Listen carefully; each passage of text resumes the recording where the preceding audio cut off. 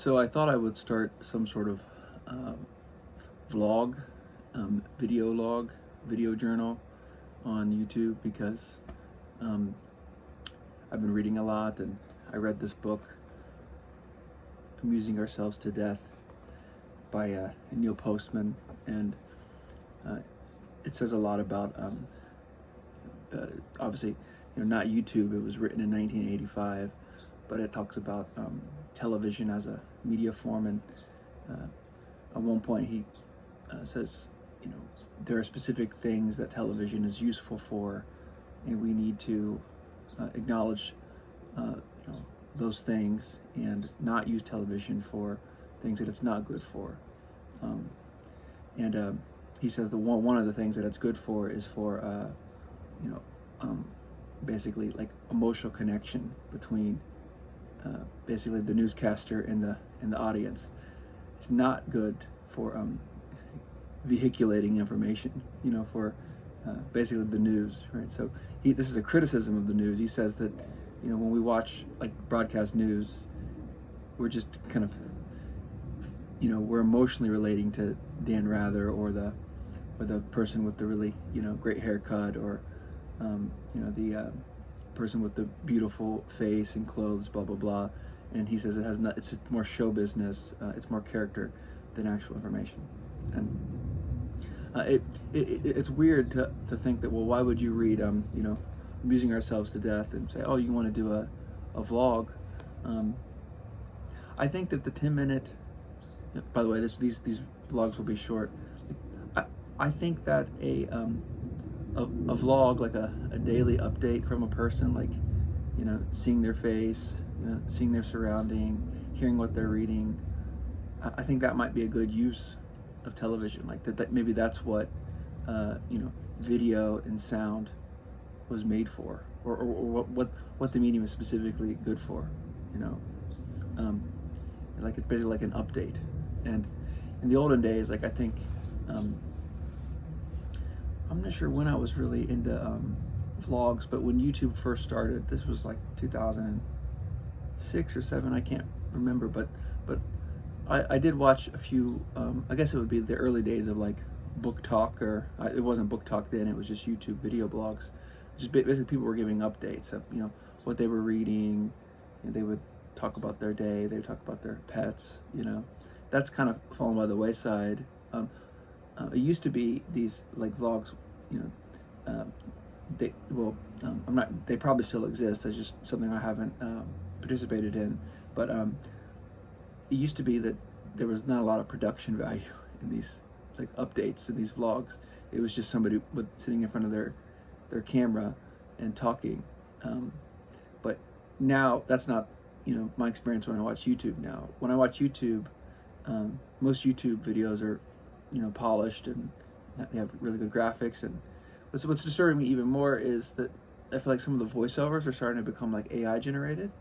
So I feel like people are writing scripts and then just like putting their script in like this kind of natural voice AI, and they're not performing it.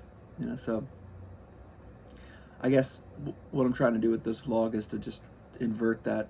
I mean, I'm just one person, but invert that that pattern I'm seeing, like the dehumanization of YouTube. And I guess to start, this is the book Amusing Ourselves to Death by Neil Postman. I can talk about this.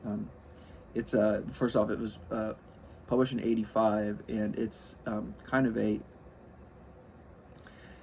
it's a critique of television, and it's a defense of reading. And I guess the stereotype would be, oh, it's just an angry, grumpy old professor who's wanting the youngins to read and not watch so much. But it's actually much more than that. It's a thoughtful, I guess, kind of like media studies book. He's basically concerned with how there are forms of cognition that television cultivates, and there are forms of cognition that reading books, printed material, cultivates. And obviously he thinks that he calls it the typographic mind versus the televisual mind. I don't think he actually uses the term televisual mind. I think I'm coining that here, but he does talk about the typographic mind, the mind of print material, and he says that it's defined by it's linear in its thinking. It seeks contiguity between ideas, so ideas aren't just like fragmented, separate. They're actually, they're supposed to cohere. It refers to context for its its meaning. So like if you can't just pick up like an essay about the Roman Empire without knowing a little bit about like the context, right? Like the classic world, the history of civilization, blah blah blah. Like the language itself, the printed material, because there's no pictures, there's no sound. That you have to bring some sort of context to it, and that might just be like cultural literacy, like knowing what the words mean, because the authors aren't going to just use like direct clear language. There's going to be any writer's going to use idioms. It's going to it's going to assume a certain amount of knowledge on your part when you, in order to, so long story short, context is important to understand print material, linearity, cohesion, and there are other aspects of the typographic mind that he thinks are really important, but then obviously the television mind, the televisual mind, is ideas are fragmented. They're not seen as connected. He usually there's a whole chapter about the phrase "now this," which is used in broadcast news. They finish a story and then they say "now this." And he's really interested in that like transition, because there's no connection between the ideas. Like, I've just told you a story about a war in the Middle East, and now I'm going to tell you a story about a